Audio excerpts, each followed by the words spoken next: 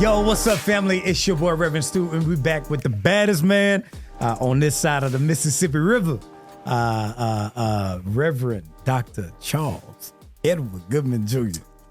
Full government, Yes, which is important.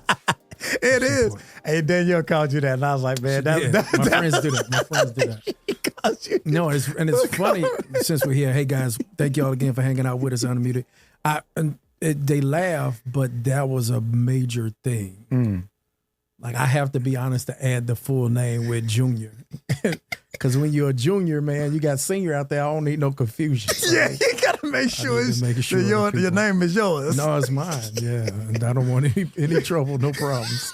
So that when they laugh at me when it's something, I could tell they being facetious. All right, Charles Edward Goodman Jr. So, yeah, they're getting you right. You ever like your name?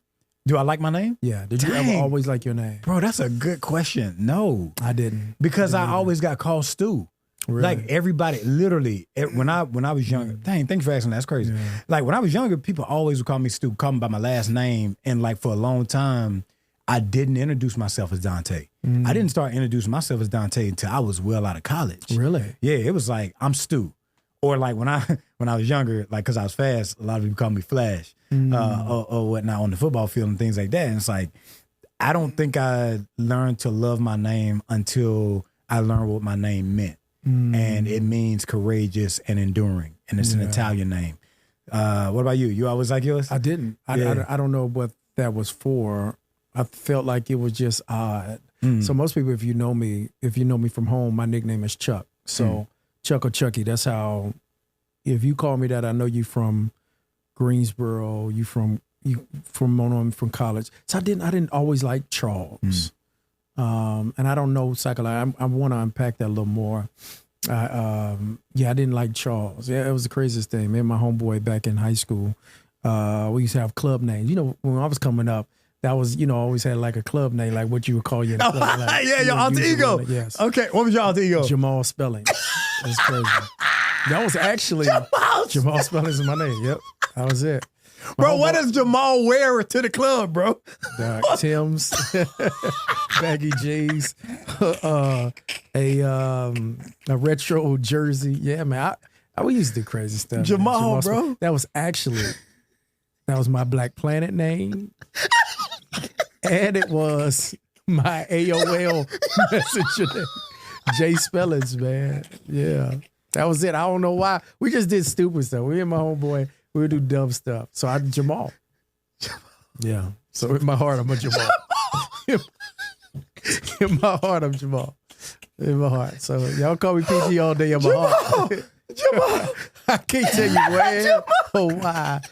We were the Spelling Brothers, man. I'm serious. I had that all the way up till I was, that was my Black Planet. Jamal. This is stuff you don't get off the rip, so we just having fun as I'm muted. So I'm telling stuff that most people don't. I'm Jamal down in my heart. Oh, Jesus. Jamal, bro. Jamal Spellings. No, seriously, that was our name. I don't know. We were the Spelling Brothers. I could not tell you why. I was Jamal. Are y'all still friends to this day? Yeah, man. I ain't talked to Marcus in a minute, man. But that's my bro. Wow, yeah, that's my friend. That's my man. And so Jamal. I just raised that. So all right, let's get on to it because that really made my day, bro. Like this really made me laugh. I haven't laughed in this Jamal. I really did. I thought it was cool. Jamal. I thought it was cool back then. It was.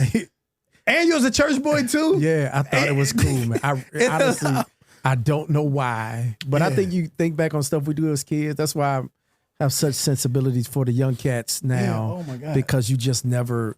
I don't know why we think about some of the stuff we do and why we do some of the stuff we do, and our mindset of those things. And I think maybe in its own subliminal way, I was rejecting an identity then that now I embrace. A name I didn't like back then, right? Man, like I didn't want to be known as Charles Edward Goodman Jr. Now is what I'm known as, and so something that I rejected has become something that I really lean into heavily and grateful for and honored that, right? I think it also may have been a little bit because at that time, me and my dad weren't really tight. So maybe there was a rejection of that namesake with that. But now, my dad's my guy. So I think that could have been underlying there. No, let me name me. I didn't want to give someone the opportunity to name me, Yeah. So I don't know. It was just stuff that I resonate so much with that because I feel that exact same way. Yeah. And I've never heard anybody name it that same way, like you did just now. Literally, it wasn't until I became a writer, bro, that I began to be like, nah, I'm Dante Stewart. Yeah. I was like Stu forever. And it's it almost is like a nickname is almost, it gives you a chance to hide. It's a weird, I don't know how to describe it, but it's like really like an alter ego. Like a nickname is like, one doesn't have to deal with like, hey, we don't got to deal with Dante, I can be Stu, No, but it's like, something big now. Man. Now I lean into it. Now it is, I'm honored to have it. Yeah. It's an honor, a badge of honor to be Charles Edward Goodman Jr. Man. So yeah, that was just something I thought about. So something interesting. Yeah. Man, I'm legit. Jamal, I'm legit struggling to transition because Jamal, I'm stuck on Jamal. Like, what drink does Jamal drink? Like, I'm back then. It's crazy because I never was out there. Yeah. Who and this I think was a real part of my grandparents' influence and impact in my life.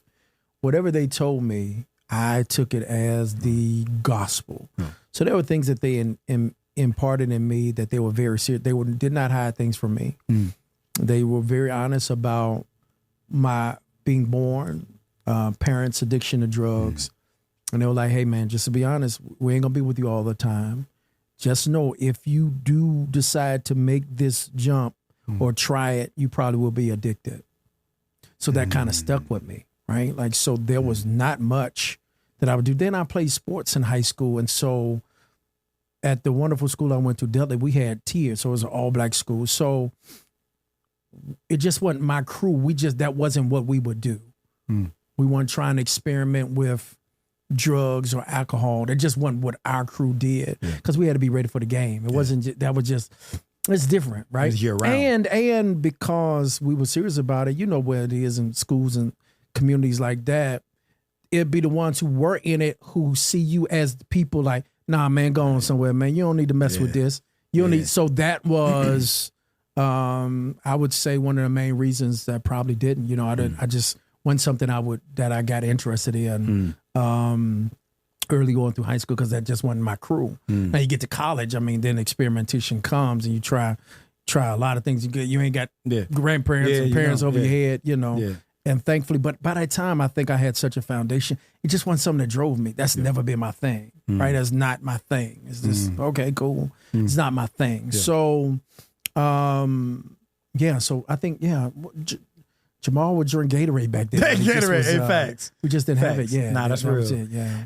As you speak of this, I originally was going to talk to you about from text to sermon and seeing the text, but actually what feels relevant is the section in your book about finding your voice. I think there's something in this conversation about coming home to Charles. Coming home to your preacherly voice. How would you tell the story of your journey early on? Did you struggle finding your voice? Still do. But I think it's a good segue from the name thing. Because just like early on, I think we create these personas. And I'm just trying to lean into who I am now. So just like I was Jamal Spellings back in high school, trying to figure out this guy. Same thing in preaching, man. Because I think any preacher, you mimic what you hear. And early on, whenever you start preaching, who you listen to the most is who you sound like. Yeah, that's real. Think about it. It's biblical. That's when Samuel comes back and he's having this conversation with Eli. And he hears a voice, right? He hears this voice, and I think it's 1 Samuel 3, and he hears the voice, and he runs to Eli because he assumes it's God talking to him. But he runs to Eli because he assumes that it's Eli, which basically what you can infer from that is God's voice to Samuel sounded like Eli. Wow. That's why he runs to him. He's like, did you call me? Eli like, no. He goes back to bed. God talks to him again. He runs back to Eli because in those moments, and I would make the same correlation with preaching. I feel like we mimic what we hear. Right? So I grew up in United Holy Church. I grew up with very Pentecostal leaning. So my favorite preachers early were those people I heard. And perhaps my favorite early on preacher was Noel Jones, who at that time was probably the most popular preacher in the world. So because he was on everything, right? Some people that's going to take it back. Clarence McClendon. We didn't have many TV stations, man. You got to remember, we had tape things, but I mean, tape ministries, they would, give them tapes. But I remember TBN with Clarence McClendon and Daystar, and BET early in the morning. I'm listening to G.E. Patterson or Fred Price, right? Wow. Da-da-da. So these are things. And then tapes that I would have around the house. So when I started preaching, I mimicked what I heard. There was a certain rhythm and cadence that I was hearing. Even my pastor, who I'm excited to be able to bring that license on ordained me, Dr. Joe Parks. I mean, part of my extemporaneous style was birthed from watching him. So I think a lot of times you're finding that voice initially. That's why I always tell people, give yourself grace. You're not going to find you. It takes years of honing and it takes years of working out things to how you do it. It's interesting on the way over here, Malcolm, who's here rocking with us, he was like, Pastor, we got a new series we're starting, and I really don't know how I want to come across it, this new series. And part of it was like, how do I want to convey this, right? I'm not really sure. Because now I also learned that my voice can be communicated in different ways, whether it's a teaching didactic moment, whether it's what I would suggest as, it's funny, Dr. Jennifer Carter hit me the other day. She just did a podcast talking through different preachers, and she gave me a moniker. I'm a revivalist pastor. Oh yeah. Something that she said that's my style. That was real kind of interesting. And so just things like that. So yeah, that was, so finding your voice is so important. So when I put that in the book, it's something that I still wrestle. I still try to figure out how can I communicate this in a way, and how can I prepare it in a way that's it, right? It's almost like cooking. I preaching to me is like work in the kitchen, right? Like they could pass down a recipe, but you got to put your own little thing on it. You do, yeah.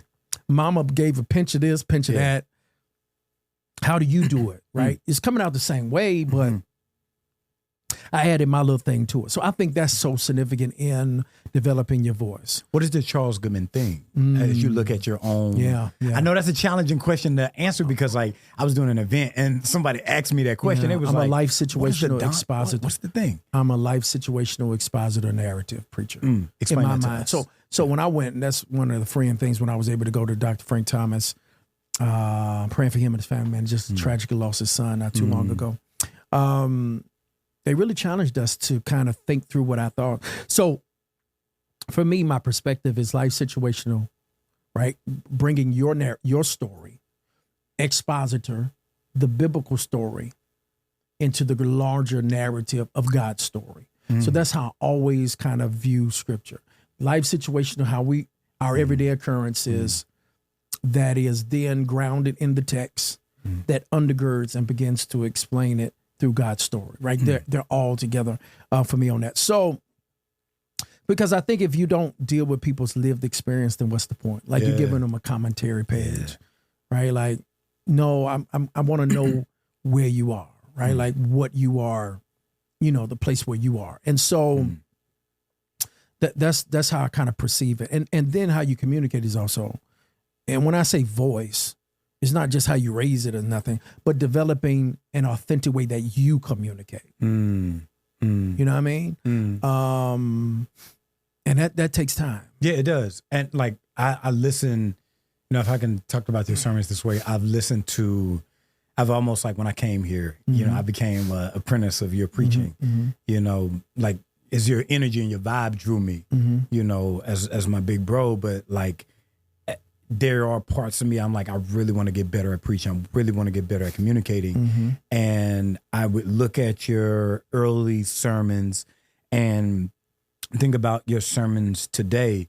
And I think when I look at you, and seeing the way you found your voice, it's almost like, you almost allowed yourself to settle in the pacing of your voice. Because like early on, I mean, I'm not saying this is as a criticism or anything like that, but like early on, I could see, like I could see like, maybe the context demanded that. And then as you evolve and the context evolve, like your preaching has evolved. Now that may be a projection, but like how do you tell that story? I think I'm trying to draw. Yeah, I think it's growth. I think, and once again, and this is just, there's so many metaphors that go with preaching for me, but I approach preaching like an athlete. My favorite preacher, my favorite basketball player, athlete of all time is two, but Muhammad Ali and Kobe Bryant. But Kobe, for the sake of this parallel, is my preaching paradigm because he always worked on an aspect of his game. Like he would come back with something that he didn't have the year before. Whether it's a left-handed floater, whether it's a new pivot move, he would just work tiresomely. So every year in preaching, that's what I try to work on. I try to find something to work on that I think evolves it and strengthens your presentation, even if it's not necessarily technical stuff. Like I had for a period of time, I had to really work hard to try to get some ticks out of my preaching. What do you mean by that? I think everyone has different things that help us. So early on, man, this is funny. People maybe not know this. I used to have hair. I used to have real curly hair. And even when I first came, it wasn't curly, but I used to have a habit of rubbing my head in moments of sermonizing. Really? To think. It was a tick. Oh, wow. It was a tick. And I had to work hard to get that tick out. I mean, it was hard because when I started thinking, it was like it was something that in the moment, and it took a long time to get that out. So I think there's always stuff to work on, right? There's things to and you just got to be disciplined. It doesn't change in one sermon. Just like with anything, the repetition. When you play football, there's certain thing to develop muscle memory for something. Got to get out. Oh man, it was reps. Yep. Got to get your reps in. It was reps. So, even when people ain't watching. Yes. I think a lot of times when it comes to like, you cannot deny the power of preaching to the mirror. Absolutely. Absolutely. Preaching in your, what I noticed with you, bro, I absolutely love this. And I'll see it and I'll watch it and I'm like, dang, it inspires me. Like, people may think you're talking to yourself. All the time. But you're not. I'm not. I'm preaching my sermon, you're literally going through your sermon. I'm going through my sermon. And you're literally you're preaching it before you get to the pulpit. Yes. And throughout the day, throughout the week. Yeah. People assume I'm on my phone. I'm teetering. I'm thinking through. Yeah. I'm working through, even though a large portion of my ministry, I'm extemporaneous. I'm trying to dive into working a little more script because I just want to work out some more, and I'm getting older. Memory just not what it used to be sometimes. Even though it's cool, I just want to be clearer. Like my thing now at this moment is to be clear in my thoughts because I'm all over the place with so much in my mind. Yeah, man, I would preach. I'm preaching that sermon all week. I mean, it's. I can't get it out of my mind. Do you preach it? Do you feel like sometimes you preach it better to yourself to win? That's why I got to have my phone. That's why I'm grateful for the iPhone, and I don't just joke about that. I'm really serious because of its connectivity. And so when a thought comes, I got to get it down because I'm gonna forget it. Yep. So I oftentimes have to keep reminding myself what I said so I can say it. Yeah. So we got 2 minutes left in this one. And in these last 2 minutes, thinking about like finding your voice, what is that thing in this moment that like you're working on? You say you even struggling in this moment. Scripting. Yeah. To get more clarity. I want to be clearer. And 2 things, clarity. And man, I'm really falling in love with words. Yeah, you was just talking to Reverend. Yeah, they matter. Yeah. Words matter. Yeah. And then also to add a little more, I've been more socially conscious through work. I do want to be more socially conscious through words. And in this day and age, I've said this before, man, when you're known, that's a good thing and a bad thing. So people parse your words. Yeah. They parse what you say and they parse what you don't say. No, 100%. Probably more what you don't say. Probably what you don't say. Yeah. And if there's something I really want to make sure that I'm speaking truth to power and speaking relevancy and confronting people to the realities of life, but also understand when you come on Sunday, you done had so much news all week long. I am called to give good news. So I'm always trying to balance that in not just trying to be a social commentator, but I'm also a gospel preacher. I'm God's mouthpiece. And so those things I'm really trying to find some balance. Because there's someone said, well, why we should address this, right? And I'm like, I hear you, and that's tough. I get it. And I think we need to address things. And I think you can speak to this administration has caused some challenges, man, because it's so much. It is. It's overwhelming. Oh my God. Yeah. It is. It is too much. It's a lot. And there's a difficulty right now, even more than any other time, to find your voice.